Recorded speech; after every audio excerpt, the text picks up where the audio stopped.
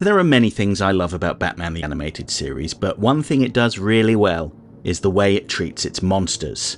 Take Clayface or Man-Bat for instance. They're not just scary villains, they're tragic, misunderstood and often trapped by circumstances beyond their control.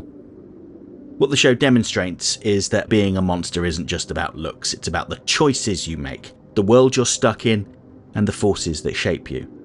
And this is really well demonstrated through the character of Tygrus.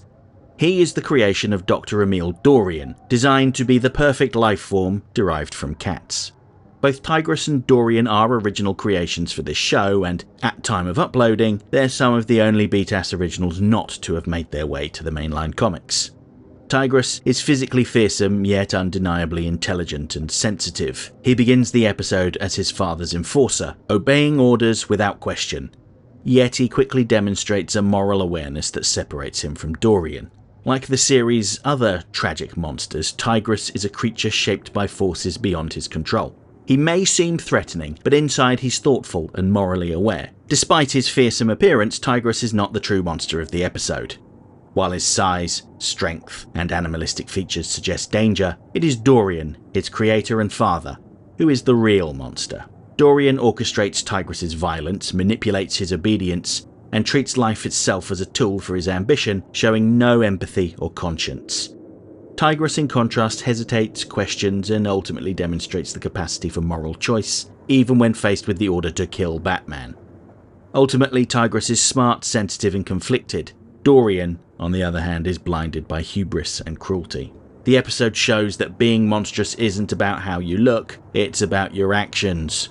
Their debut episode, Tyger, may not be the best episode of BTAS, but it's an intelligent story filled with literary references. Tygrus mirrors the classic Frankenstein's monster archetype, a creation struggling to understand right and wrong, agency, and obedience. Unlike his father, who is morally blind and obsessed with creation itself, Tygrus is capable of reflection, empathy, and hesitation. These qualities make him sympathetic despite his appearance. Dr. Emile Dorian is a nod to the gothic mad scientist tradition. His ambition stretches beyond the limits of humanity, and that's what makes him the true monster in this story. Similarly, his secluded island laboratory immediately evokes H.G. Wells' The Island of Dr. Moreau. It's a place where being alone lets you break all the rules, both moral and natural. Like Moreau, Dorian mixes different species together in ways that are both cool and creepy, making you question where the creator ends and the creation begins. Dorian's hubris also brings to mind Victor Frankenstein. Both are obsessed with going beyond nature, and both cause real tragedy. Tygrus is the result of those experiments. He's powerful, intelligent, but ultimately doomed. In his obsession, Dorian isolates himself from normal society, just as Frankenstein did, and in his blindness to the suffering he causes, he mirrors the romantic archetype of the obsessive creator. Likewise, he defies law and order by having his henchman Garth, an ape-human hybrid, I think, kidnap Selina Kyle, the famous Catwoman, so that Dorian can turn her into a literal Catwoman as a mate for Tygrus, and this brings him to Batman's attention. You can even see echoes of Dr. Jekyll in Dorian's work. Tygrus shows the human and animal side of the same being made physical. Dorian's experiments blur the line between civilization and instinct, similar to the ethical questions posed by the book's author Robert Louis Stevenson. Perhaps the most obvious literary allusion is to William Blake's poem The Tyger. The episode's title, and Tygrus himself, draws directly from Blake's poem, as read by Kevin Conroy at the episode's conclusion. Blake's Tyger is a symbol of both beauty and terror, a creature whose very existence forces the observer to question the hand that created it. Dorian is a mortal man trying to play the role of a divine creator. Tygrus, meanwhile, reflects Blake's idea of fearful symmetry, beauty and terror intertwined. Unlike Blake's Tyger, which embodies divine mystery, Tygrus shows human hubris, magnificence twisted by ambition. All these literary nods turn Tygrus from a one-off villain into a metaphor for creation, responsibility, and the dangerous allure of playing God. Dorian isn't just a threat to Batman though, he's a character that links old-school gothic stories with the cartoon world of BTAS. And yet, the episode never loses its playful side. The three writers, Randy Rogel, Michael Reeves and Sheree Wilkerson, were clearly having a lot of fun with this one, balancing gothic horror, literary homage and superhero spectacle in a way that only Batman the Animated Series could pull off. In some ways, it reminds me of the golden age of comics Batman stories. In these early issues, he'd be facing off with racketeers, and then in the next one, travelling across the globe to rescue his girlfriend from vampires. Here, Batman is less concerned about the giant Catman, and more with restoring Catwoman's humanity and punishing Dorian. As much as Dorian presents himself as an all-knowing father, he lashes out at Tygrus when he questions him. Tygrus doesn't see why Batman has to die. He isn't food, and he hasn't hurt them. And his father's insistence on killing Batman makes Tygrus lose faith in his father's mission. Batman's pragmatism, meanwhile, is on full display in this episode. He is there to stop and arrest Dorian for his crimes, and he never loses sight of the difference between the creator and the creation. While Tygrus is physically imposing and might appear to some as a crime against nature, Batman treats him with caution, but also with respect and empathy.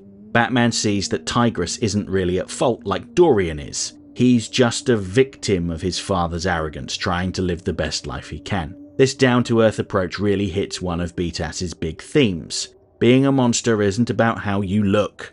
It's about the choices you make and how anyone can do good or bad, even if they look scary. Batman's restraint underscores his intelligence, his clear sense of right and wrong, and his ability to see beyond fear and surface-level judgment, which is a hallmark of his detective work as much as his heroism. After Tygrus refuses to kill Batman, Dorian tries to kill Catwoman, blaming her for bringing Batman to his door and turning his son against him. It's then that Tygrus fully intervenes, taking Dorian's gun from him, inadvertently causing an explosion in the lab. Tygrus could have left Dorian to die in the flames, but he chose to save him and hand him over to Batman. Likewise, he grabs the antidote for Selina, despite how much it hurts him to let her go. By the episode's conclusion, Batman and Selina leave Tygrus on the island to roam freely and live in peace, while taking Dorian to face justice. That was Tygrus and Dorian's only appearance in the show, but they did reappear in the tie-in comics. In Batman Adventures number 21, Dorian escapes from Arkham after a lightning strike blows a hole in his cell. He reunites with one of his former colleagues, Kirk Langstrom, and injects him with a new version of the Man-Bat formula which makes him his slave. He then orders Man-Bat to capture both Batman and Selina Kyle to get his revenge. He planned to experiment on the two of them to test the limits of mutation. At the same time, Tony Romulus, the werewolf from the episode Moon of the Wolf, has made his way to Dorian's island looking for a cure for his condition. It's here that he meets Tygrus. Romulus offers to take Tygrus to see Selina Kyle in exchange for helping him find Dorian. After witnessing Selina being kidnapped by Man-Bat, Tygrus confronts his father, demanding that he releases her. Dorian offers to appease Tygrus by making him human via a mind transfer into Batman's body, and he agrees. After living on the island in seclusion, all he wants now is to be with Selina. She tells him that she could never love someone capable of something so monstrous, and he replies she could never love someone who looks as monstrous as he does, which is sadly very true. Unfortunately for him, that night is a full moon and Romulus becomes the werewolf, kicking off a monster battle between Man-Bat, Tygrus and the werewolf, with Dorian caught in the middle. During the scuffle, the lab catches fire, while Batman is able to grab Selina and escape. An explosion seems to kill the remaining monsters. While Man-Bat resurfaced later on, Tygrus, Romulus and Dorian were never seen again. While they are likely dead, it is worth noting that Dorian's work continued without him though. The comic book Harley Loves Joker, written by Paul Dini, introduced a new mutant character, the Grissom, who had worked alongside Dorian and his assistant Abel Cuvier. If that name sounds familiar, he is the father of splicing in the Batman Beyond era. I've already made a video talking about the connection between the Splicers, Dr. Dorian and the Man-Bat, so add that to your watch later list if the subject intrigues you. I've added a link to this video's description and the info button in the top right corner. While he didn't live to see it, Dorian would likely have been delighted that his work lived on in a counterculture movement that tore down the barriers between humans and animals. But for Tygrus, this was the end. He is a profoundly sad figure, a being caught between instinct and conscience, strength and sensitivity. He sometimes followed his father's orders for selfish or survival-driven reasons, and he does cause harm, but he always understands the weight of his actions. His ability to question Dorian, to resist blind obedience, and to act with compassion when it matters most marks him as far more than a mere monster. His final acts were sad and selfish, but by that point he had given up on ever being happy in his true form. At the end of the day, Tygrus embodies the recurring theme of Batman the Animated Series. True monstrosity isn't defined by appearance, but by choice.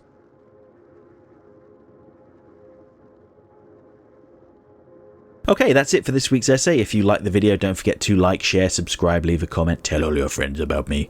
You know how YouTube works. If you really enjoyed the video and have the means, please consider making use of the thanks button to send a buck or two my way, because every little helps. I offer channel memberships for $1.99 a month. This will get you early access to my weekly video essay, priority responses to your comments, members-only videos, custom emojis, and an icon on your profile indicating that you're one of my people. And special thanks to my channel members. Everyone who was a member at the time of this video's creation is listed on the screen right now. If you want to see your name amongst all these wonderful people, join the channel now.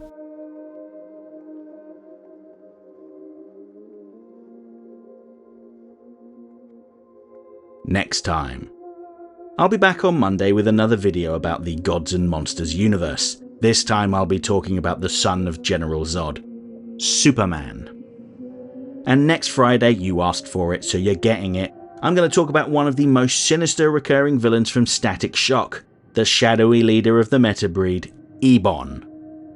Hope to see you then.